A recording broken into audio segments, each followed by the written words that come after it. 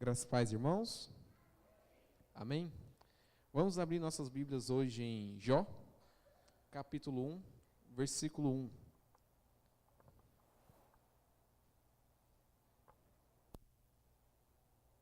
Hoje o pastor fez a abertura sobre a leitura bíblica, que está sendo no livro de Jó. E o sermão hoje também será sobre Jó. Só que apenas no capítulo 1, porque é um livro longo.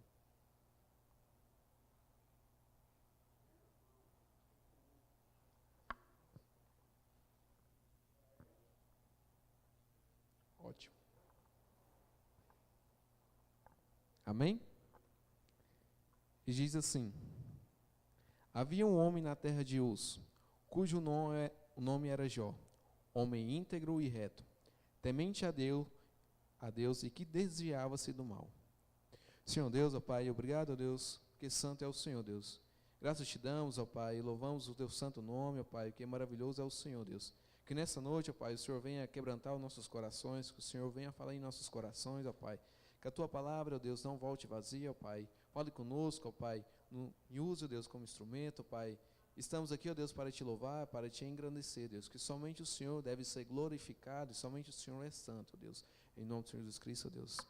Amém. O livro de Jó é um livro muito integrante. Ele é utilizado para pessoas que são ateus, ele é utilizado para pessoas que são crentes também. Ateus vão dizer que Deus é mau porque houve tanto sofrimento na vida de Jó, e eles utilizam isso como um grande argumento.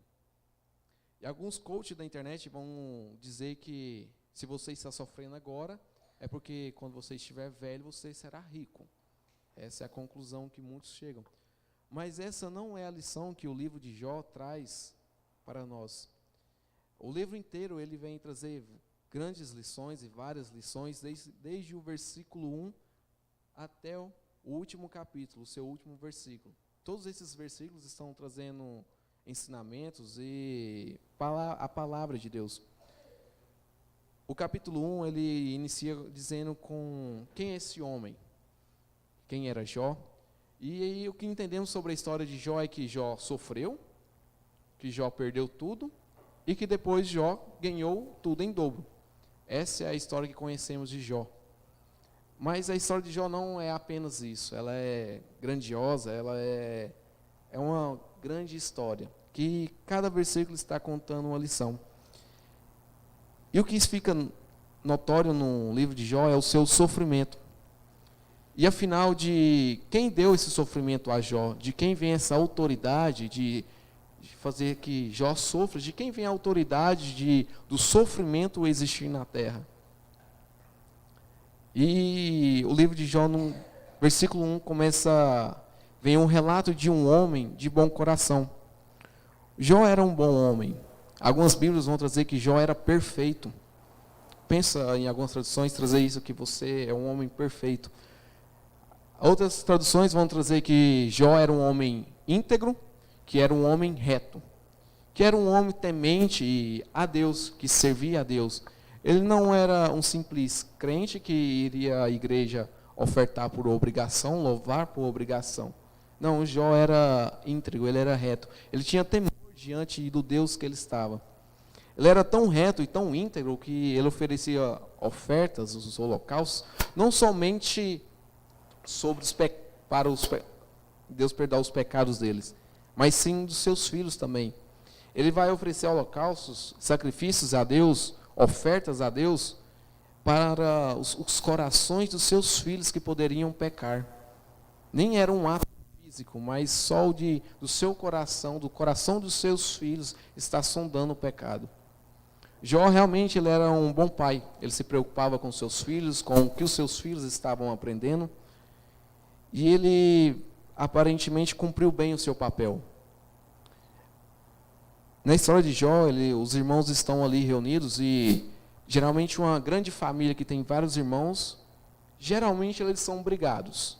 Um não fala com o outro, vice-versa, um não quer conversar mais com o outro. Mas não, os filhos de Jó eles se reuniam e eles almoçavam juntos, jantavam juntos, faziam comemorações juntos. E Jó, ele não era apenas um bom homem ou um bom pai. Ele era o mais rico do Oriente. Ele não era apenas um homem que ganhava um salário mínimo e tentava ter uma casa, um carro, construir alguma coisa. Ele era super rico, ele era um multimilionário. Ele, se Jó estivesse hoje vivo, ele estaria num patamar de um Bill Gates, de um Elon Musk. Essa era a fama de Jó. Ele não era qualquer homem, ele era um multimilionário, ele era rico. E o Velho Testamento ele está entrelaçado sobre as riquezas de Deus. Quando Israel estava servindo a Deus, Israel prosperava. Israel tinha riquezas e terras. Quando Israel abandonava Deus, pecava contra Deus, Israel começava a perder tudo. Começava a perder suas riquezas, seus ouros, suas joias, suas terras.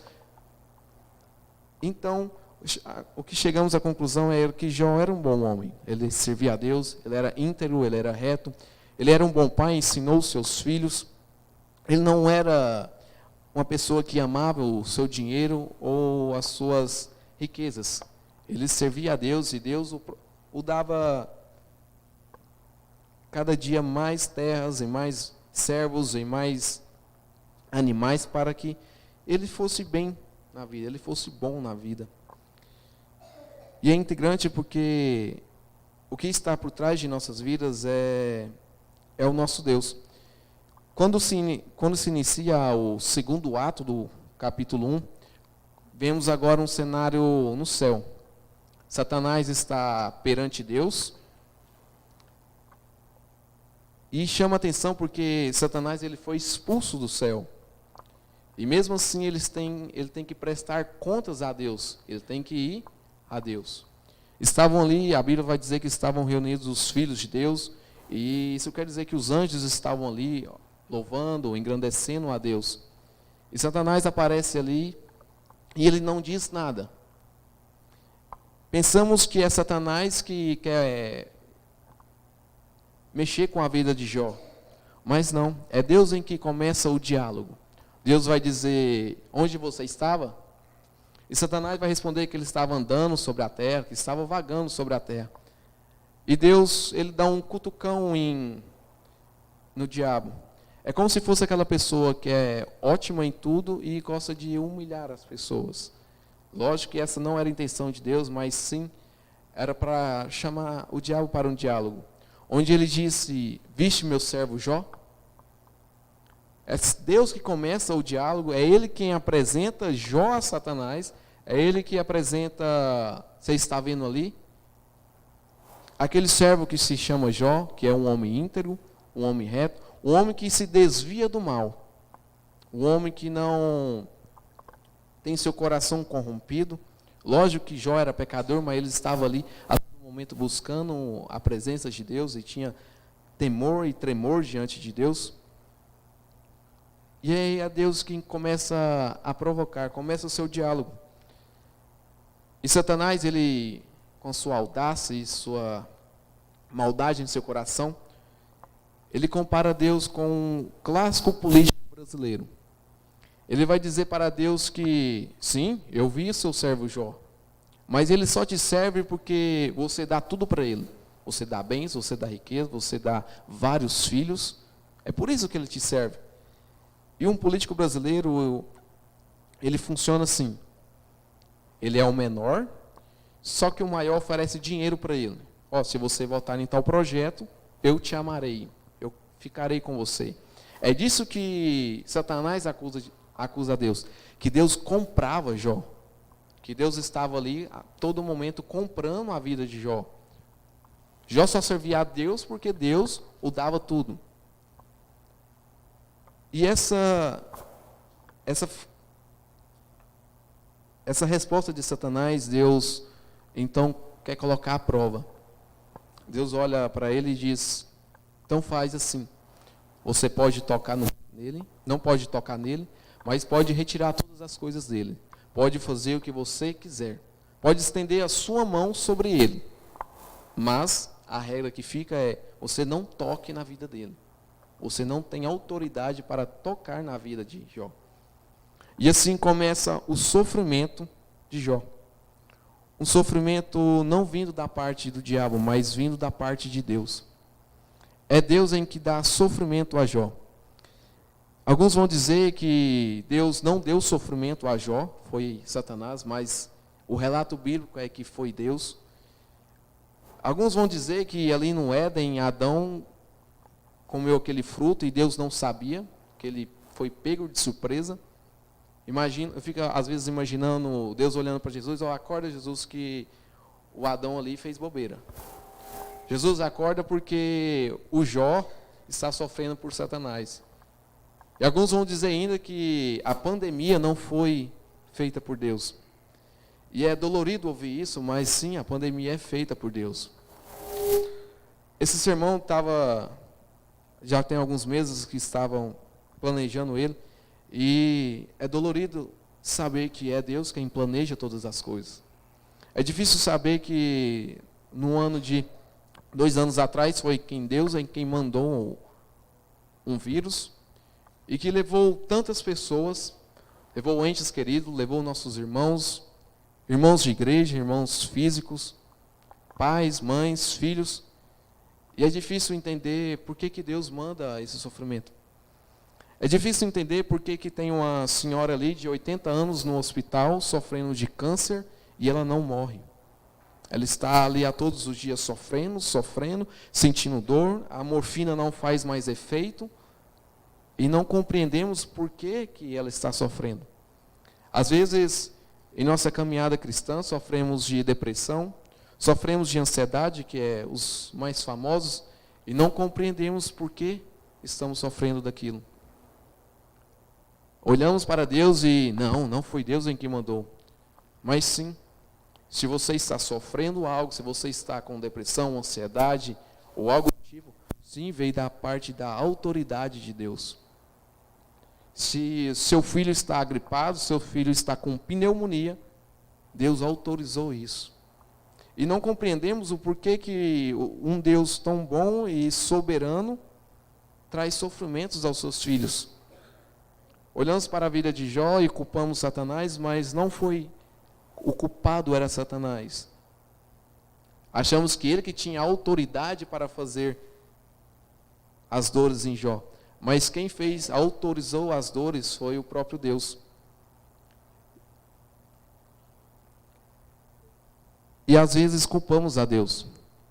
Olhamos para as nossas dores, olhamos para nossas crises, e olhamos para Deus e culpamos. Adão olhou para Deus e disse: a culpa é sua, você que me deu essa mulher. Jogamos a culpa para Deus e o culpamos. Mas Deus, Ele quer nos provar, Ele quer que cada um cresça. Ele quer usar a sua vida como um argumento para humilhar Satanás.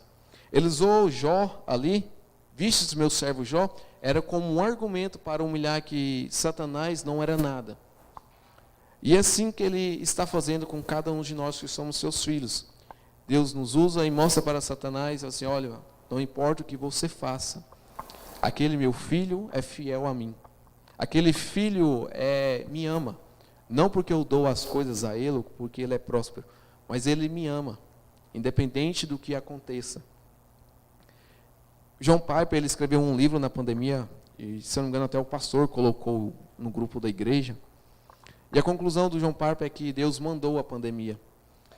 E um dos comentários em seu livro, que eles fizeram sobre o livro do John Piper, está a seguinte frase: que o Deus de John Piper era o diabo dele. Essa frase acusa que Deus é o próprio diabo. Mas não é nada disso. Culpamos a Deus, rejeitamos a Ele, mas não queremos compreender o que Ele está fazendo em nossas vidas. Sentimos dores e dói em nossos corações, aquelas noites que estamos no vale da sombra, da morte. Aquelas noites em que nossos corações estão aflitos, estão cansados, aquela dor no coração onde olhamos e achamos que não tem fim, aquela dor. Pedimos para Deus nos levar, mas não queremos compreender o que Deus está fazendo em nossas vidas. E às vezes você não terá resposta porque Deus está fazendo isso. Jó não tinha o livro de Jó para ler. Ele não sabia como terminaria sua vida, ele não sabia o que estava acontecendo ali no céu. Ele simplesmente viu tudo se acabando. E às vezes as nossas dores, Deus não dará respostas a elas. Pegando um testemunho do pastor, quando veio a diabetes, ele chegou à conclusão que era o que Deus tinha planejado para que ele vivesse mais. E sim, Deus deu a resposta a ele. Mas isso não era obrigação de Deus dar a resposta. O fato de você estar sofrendo, sentindo as dores, não quer dizer que Deus te dará a resposta, não quer dizer que Deus te dará alívio de suas dores. Talvez você viverá toda a sua vida, todos os seus anos, e sentirá as mesmas dores. Isso é complicado de entender, difícil de aceitar, mas é que olhamos para Deus e devemos compreender que Ele está por trás de todas as nossas vidas, por trás de todos os nossos anos, os nossos dias. E Jó, ele começa a perder tudo. Ele começa a perder seus bens, ele começa a perder os seus servos, ele começa a perder seus animais. E alguns de nós vamos dizer, se eu perdesse tudo que eu tenho, eu não rejeitaria Deus, eu não ficaria triste. Mas alguém de você já pensou em como seria acordar, ir para o seu trabalho e quando você voltar, a sua casa tiver pegado fogo? Ou um novo presidente, um novo Collor 2.0 aparecer e tirar todo o seu dinheiro da conta bancária? Com certeza todos nós ficaríamos tristes, não compreenderíamos o que estava acontecendo ali. Imagina você ir para o seu trabalho e você recebe a notícia que alguém invadiu uma creche e que seu filho está no meio deles, como um óbito. Olhamos para todas essas dores humanas e não compreendemos a razão e o porquê. E blasfemamos contra Deus e o culpamos. Mas Jó não. Jó, mesmo sabendo que perdeu seus servos, perdeu seus bens materiais, foi roubado, perdeu seus 10 filhos. Imagina a cena de Jó ouvindo que seus 10 filhos morreram. E Jó, ele não é um sofrimento, acontece isso, depois acontece outro sofrimento. Não, é tudo em sequência. Se pararmos para ver os relatos dos servos, um servo chega, já conta que ele foi roubado. O outro servo chega, fala que caiu fogo do céu. O outro servo chega, fala que mataram todos os seus servos, só sobrou ele. E chega o último servo e conta que os seus filhos morreram. Eu imagino a dor de Jó, o choro que ele estava, quando estava tentando processar a primeira informação, e chega tantos desastres na vida dele, tantas aflições na vida dele, e ele não sabe o que fazer. Ele olha para tudo, imagino que se hoje eu estivesse no lugar de Jó, eu acho que não seria como Jó. Seria totalmente uma história ao contrário. Mas é glorioso saber que a Bíblia vai dizer que Deus não dá circunstância nenhuma àquela que não podemos suportar. Paulo vai dizer isso em Coríntios, e é glorioso saber que independente do que aconteça, se Deus abre a porta para Satanás entrar e bagunçar a sua vida, ele também entra. Ele não entra apenas Satanás para trazer o sofrimento, mas entra Deus também para dar graça na sua vida. Entra Deus em seu coração, te dá graça e te dá forças para suportar o que está sofrendo. Deus, ele não é um Deus longe ou um Deus distante, ele é um Deus presente, é um Deus que está próximo de nossos corações. Ele não nos desampara, ele não nos abandona. E quando estivermos naquelas noites frias, com os corações apertados, não devemos blasfemar contra Deus. Deus, eu sei que isso está difícil, eu sei que dói meu coração, mas o importante é que o Senhor está comigo.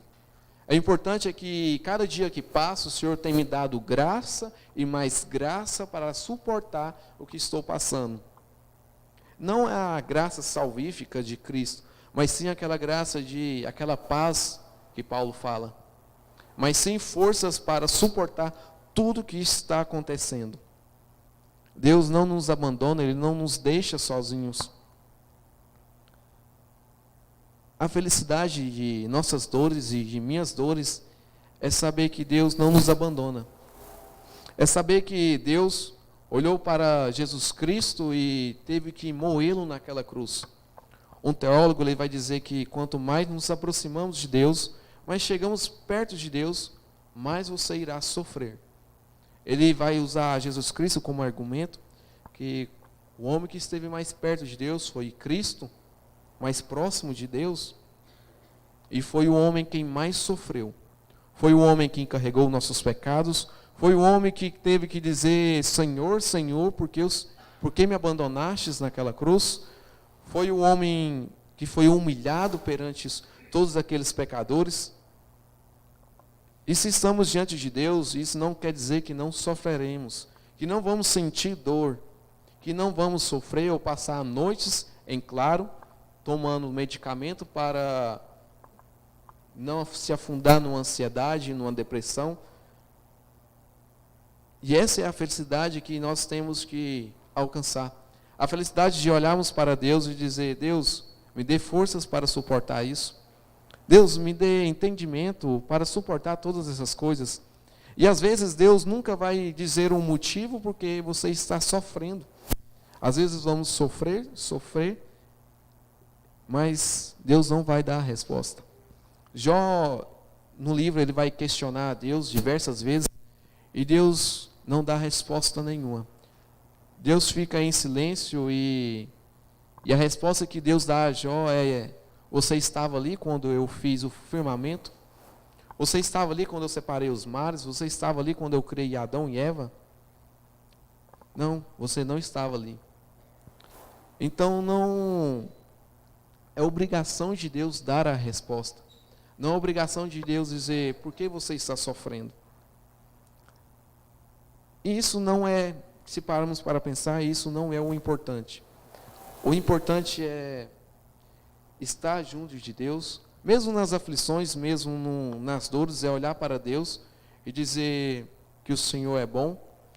É olhar para Deus e chegar à conclusão de Jó que ele rasga o manto, raspa a sua cabeça e diz que no do ventre de minha mãe nasci e não voltarei.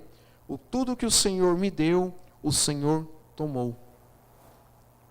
Construímos as nossas casas e achamos que aquele alimento, aquele almoço, aquela janta, foi porque eu trabalhei duro e por isso que eu estou jantando, não.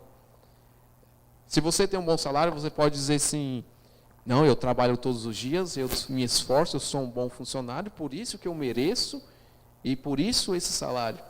Mas não, se Deus te deu entendimento e capacidade para aprender a fazer aquela função. Deus te deu forças, saúde para você levantar e trabalhar.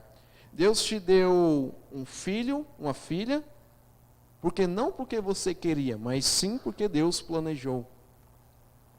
Achamos que somos super poderosos, mas a verdade é que se Deus quiser que você não levante amanhã, você não irá levantar amanhã da cama. O nosso Deus, Ele está nos bastidores de nossas vidas. Ele está nos guiando, nos fortalecendo. E o fato de Deus mandar sofrimento aos nossos corações não quer dizer que Deus é mau, mas quer dizer que Ele é um bom Deus. Ele é um Deus que se importa com você. Se você está sofrendo, quer dizer que Deus está ao seu lado, te dá forças, te dá graça todos os dias para suportar. Se você está sofrendo, não é porque Deus está de sacanagem com você ou quer ver você sofrendo. Deus traz isso, mas Ele traz com que você cresça, que você o ame, que você confie nele. A academia é uma coisa engraçada, porque para você criar músculo, massa, você tem que sofrer, apanhar para um equipamento, para então construir um músculo. E assim, Deus nos faz para sofrermos, para sentirmos dor, mas que no final é para cada um de nós crescermos. Achamos que 100 anos nessa terra, nessa vida, é muito tempo. Mas a verdade é que 100 anos não é nada comparado à eternidade. O sofrimento que sentimos aqui é para aprendermos o quão grande é Deus, para glorificarmos o nome de Deus. E que na eternidade é glorioso saber que não haverá choro, não haverá ranger de dentes, não haverá tristeza, não haverá sofrimento. Que tudo estará pronto, tudo estará bem, porque esse é o nosso Deus, esse é o Deus em quem queremos servir. E tudo isso, o final do capítulo 1 vai dizer, em tudo isso Jó não pecou, nem atribuiu Deus falta alguma, ou nem atribuiu culpa alguma. Romanos, um livro incrível, e Paulo não escreve como funciona a soberania de Deus e nossa livre agência. Infelizmente, Paulo não escreve como funciona, como se entrelaça tudo isso, mas é glorioso saber que Deus é soberano. É glorioso saber que Deus está no comando de nossas vidas, que Ele está por trás de nossas vidas, nos guiando para o caminho certo e correto. Para o caminho chamado Reino de Deus, para a eternidade. E que nessa noite, você que está sofrendo, você que está sentindo dor, pode ser física, espiritual, psicológica ou mental, que venha não blasfemar contra Deus ou não culpar a Deus, mas venha dizer, bendito é o nome do Senhor, bendito é o teu santo nome, porque o Senhor não está longe de minha dor, muito pelo contrário, o Senhor sentiu a minha dor, o Senhor morreu e ressuscitou. Achamos que Deus está distante e que não sente a nossa dor, mas sim, Ele sentiu a nossa dor. Na verdade, Ele carregou as nossas dores. Imagina Deus em sua cruz, cheio de sangue, com sua coroa de espinhos. Era ali que deveríamos estar, mas foi ali em que Deus sofreu em nossos lugares. Foi moído por Deus, e foi ali que Deus levou todas as nossas dores. Foi ali que Deus disse que Ele seria o nosso Senhor e Salvador. Que nessa noite possamos olhar para esse Cristo, que morreu em nosso lugar, que mesmo em meio às dores, ao sofrimento, ela vem de Deus, e não é para brincar com nossas vidas, mas sim para crescermos, para desenvolvermos, para chegarmos e confiarmos mais em Deus, para dizer, Deus, obrigado por ter morrido em meu lugar, Deus, obrigado porque o Senhor tem me dado graça todos os dias para suportar todas essas dores. Hoje talvez você imagine que se você tivesse tal dor, você não aguentaria, mas é glorioso saber que você, se um dia passar por algum tipo de dor a mais, Deus te dará a graça também para suportar tudo isso. Amém? Senhor Deus, ó Pai, obrigado, Deus, por essa noite, ó Deus, obrigado porque o Senhor é santo, Deus. Obrigado, Pai, que o Senhor tem toda a autoridade, o Senhor é soberano, o Senhor é bondoso, o Senhor é um Deus de graça, de misericórdia, um Deus que tem o controle total de nossas vidas, de nossas histórias, ó Deus. Obrigado, Pai, que o Senhor não nos abandona, que o Senhor, Pai, não nos deixa desamparados, Pai, que mesmo às dores e aos sofrimentos, o Senhor tem nos dado graça, Pai, o Senhor tem nos estendido a mão e nos salvado, Deus, nos dado forças para suportar tudo, Deus. Obrigado, Deus, que santo é o Senhor, Deus.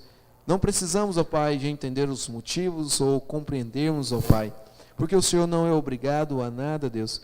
Mas obrigado, Pai, que o Senhor me deu forças para suportar, ó Deus. Obrigado porque o Senhor tem me dado graça para compreender e suportar o que eu tenho passado, do que cada um tem passado, Deus. Obrigado que o Senhor não nos abandonou, o Senhor está conosco, Pai. O Senhor nos conduziu, ó Deus.